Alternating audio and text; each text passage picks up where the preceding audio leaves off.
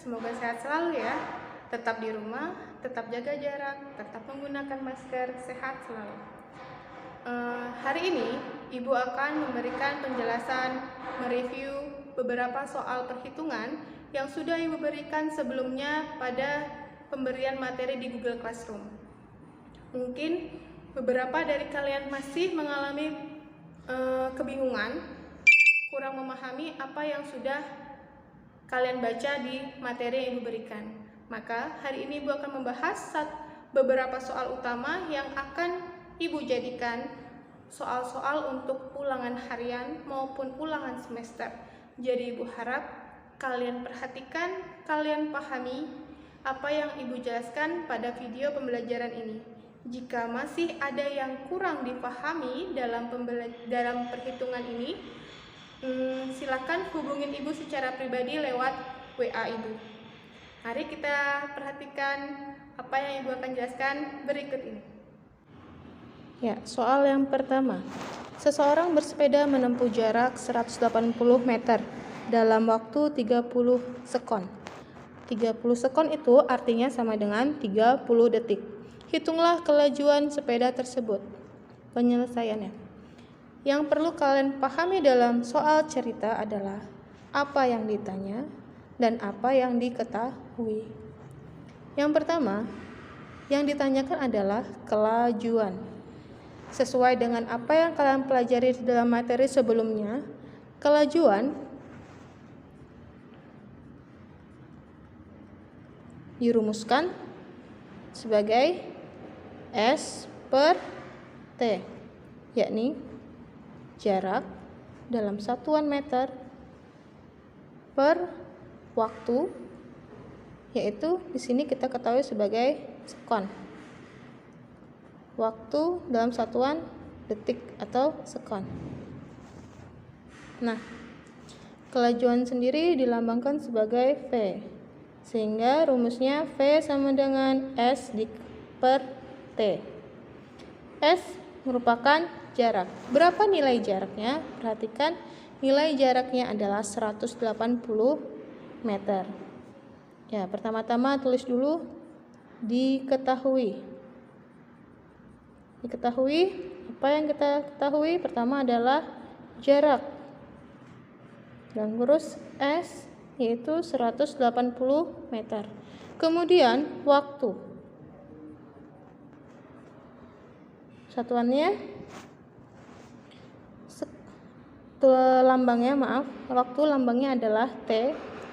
Ya, ini bernilai 30 sekon. Lambang satuan adalah S, sekon, waktu, untuk waktu. Kemudian yang ditanya adalah kelajuan.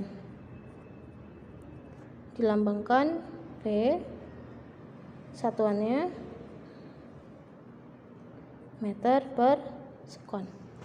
Ya, dalam mengerjakan soal fisika, ada beberapa trik yang bisa kalian gunakan.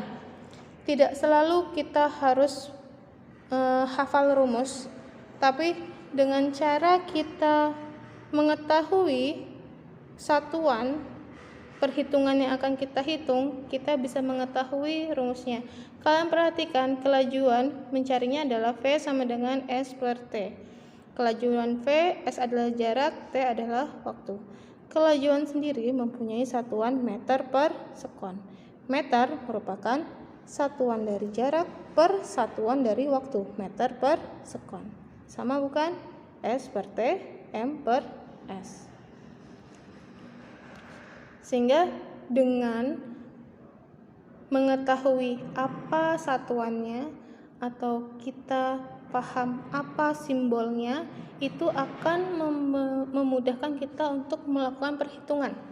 Sehingga sangat penting untuk kalian paham kelajuan dilambangkan dengan huruf apa atau dengan lambang apa, jarak dengan apa, waktu dengan apa.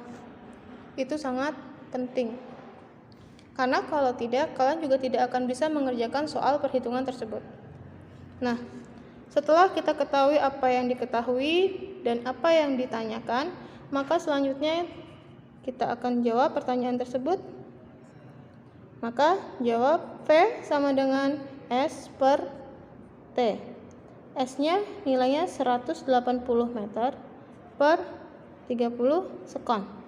Sama dengan, ini coret, nolnya 18 dibagi 3, kita peroleh 6.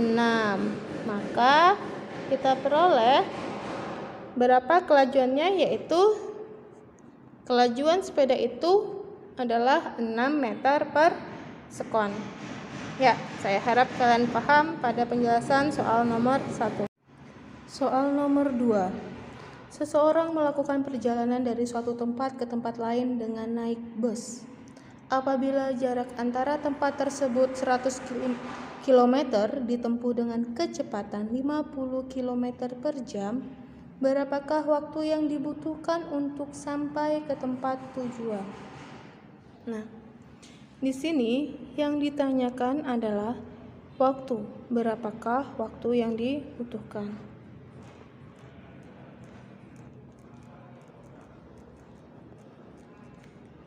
Yang pertama, seperti biasa, setelah kita mengetahui apa yang diketahui, kita tentukan dulu apa yang diketahui. Apa yang diketahui dalam soal ini? Yang pertama adalah apabila jarak antara tempat tersebut 100 km. Jarak dilambangkan dengan apa? S.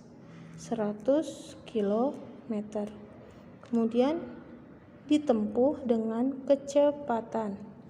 Yang kedua yang diketahui adalah kecepatan. Kecepatan dan kelajuan merupakan dua hal yang tidak sama. Kecepatan memiliki arah, kelajuan tidak memiliki arah. Namun mereka dilambangkan dengan lambang yang sama, yaitu V. Rumusnya juga sama. V sama dengan S per T. Nah, di sini kita ketahui adalah kecepatannya sebesar 50 km per jam. Yang ditanyakan adalah T, waktu.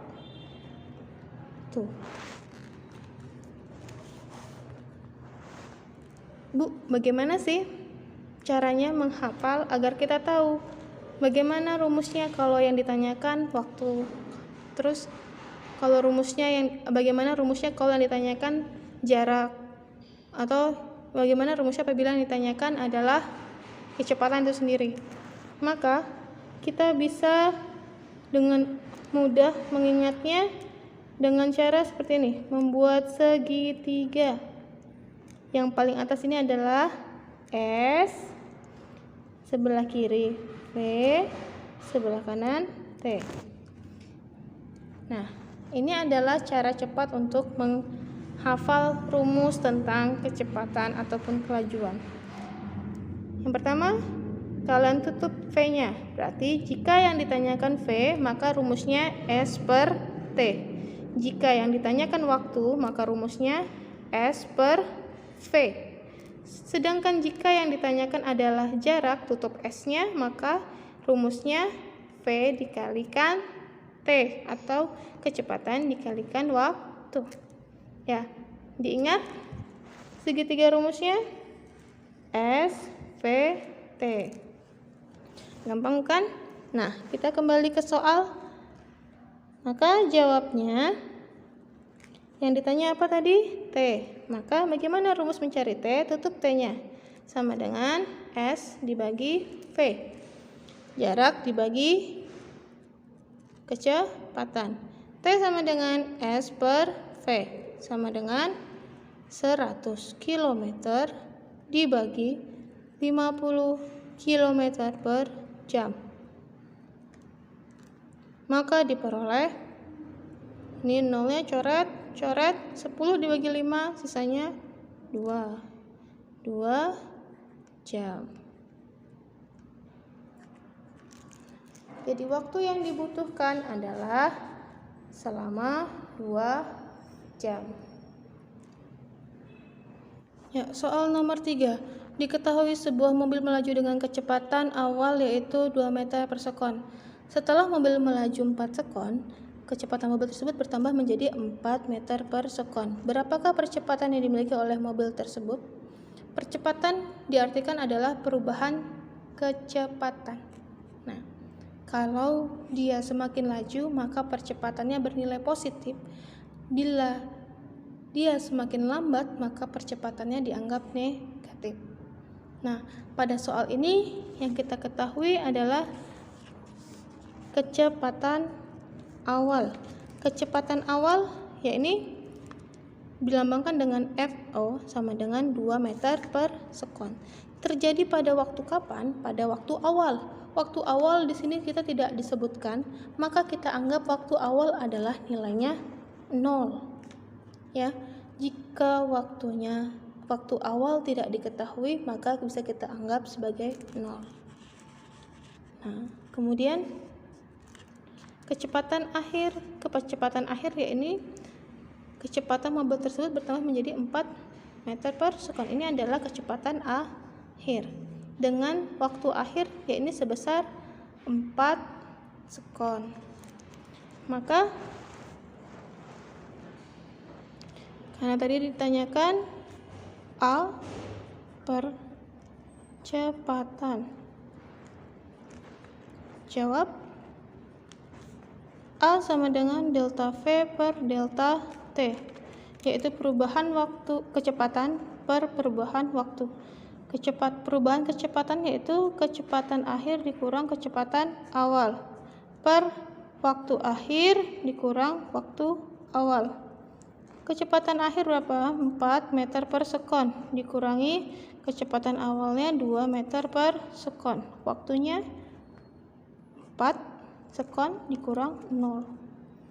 Maka 4 dikurang 2, 4 dikurang 0, 4. 2 per 4. Atau dapat kita tuliskan berapa? 2 dibagi 4. 2 per 4 berarti kan 2 dibagi 4. Karena ini 2 lebih kecil dari 4, maka dia meminjam 0 dengan menambahkan 0,20 dibagi 4 berapa? 5 sama dengan 0. Maka 2 per 4 adalah 0,5 meter per sekon kuadrat. Ya. Soal nomor 4. Seorang anak mendorong benda dengan gaya 70 Newton sehingga benda tersebut bergerak dengan kecepatan tertentu. Bila massa benda tersebut 2 kg, hitunglah percepatan benda tersebut. Ya, soal ini menggambarkan tentang hukum Newton kedua. Sebagaimana kita tahu, hukum Newton kedua berbunyi percepatan sebuah benda berbanding lurus dengan gaya total yang bekerja pada benda tersebut dan berbanding terbalik dengan massanya. Kalau diteruskan secara rumusan, A percepatan sama dengan resultan gaya per resultan massa atau total massa. Karena massa itu nilainya selalu 1, maka dapat diartikan massanya tetap dalam lambang M.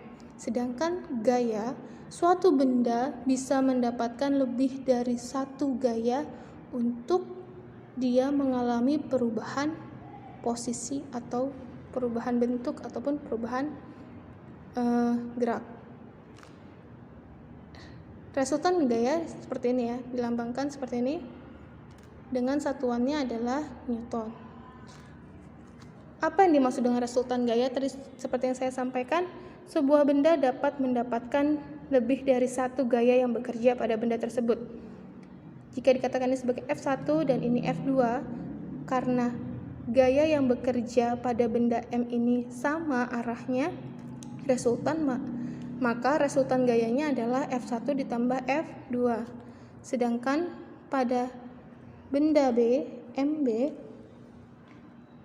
lihat dia mendapatkan 2 buah gaya yang bekerja pada benda MB ini sendiri, yaitu F1 dan F2. Jika F1 besarnya 50 dan F2 80, karena ini berbeda arah, maka rumusnya dikurang. F1 dikurang F2, maka 50 dikurang 80, nilainya adalah minus 30.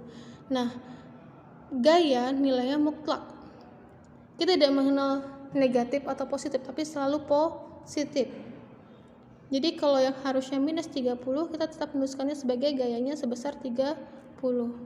Nah, apa fungsi? Tapi kenapa kita harus tahu itu negatif atau positif tanpa dituliskan?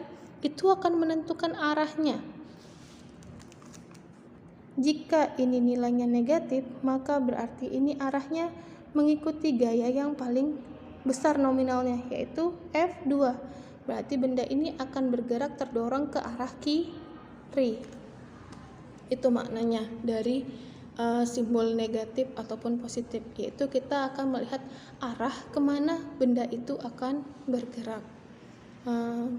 Semoga kalian paham ya tentang resultan gaya ini.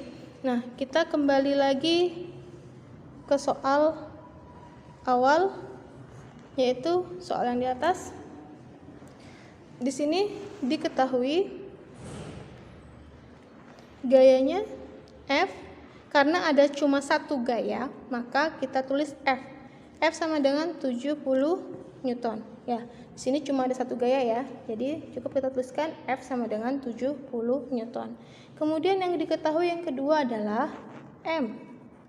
M sama dengan 2 kg. Yang ditanyakan adalah A, percepatan. Nah, jawab. Bagaimana kita tahu tadi rumusnya? A sama dengan F per M. Maka langsung saja 70 dibagi M-nya berapa? Masanya 2 kg. Didapat 35 meter per sekon kuadrat. Ya, soal kelima.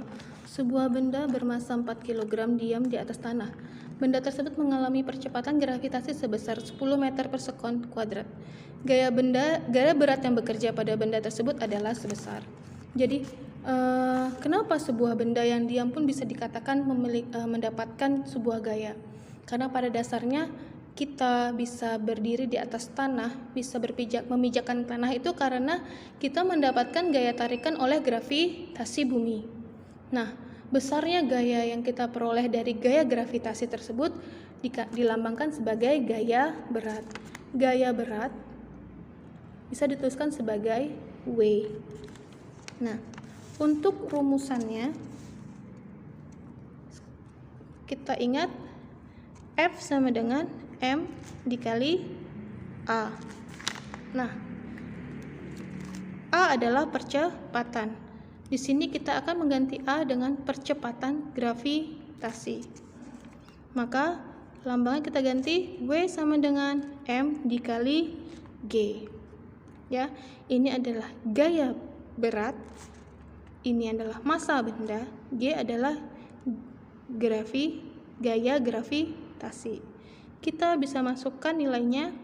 M masanya sebesar 4 kg dikalikan gaya gravitasinya 10 meter per sekon kuadrat, maka nilainya adalah 40 kN. Maka kita peroleh besarnya gaya berat yakni sebesar 40 Newton. Ya, bagaimana anak-anak semua? Sudah paham kan? Ibu harap kalian tidak mengalami kesulitan. Besok Senin kita akan melakukan tes quizzes di awal pembelajaran sebelum kita melanjutkan pada pembahasan sistem gerak pada manusia. Nah, soalnya akan terdiri dari 20 soal, 5 soal hitungan yang tadi sudah Ibu jelaskan, akan Ibu ganti saja nih angkanya. Kalian tinggal mempelajari kembali bentuk soalnya. Kemudian 15 soal teori. Kalian bisa mempelajari materi-materi yang sudah Ibu berikan sebelumnya. Semoga sukses, semangat terus belajar. Assalamualaikum warahmatullahi wabarakatuh.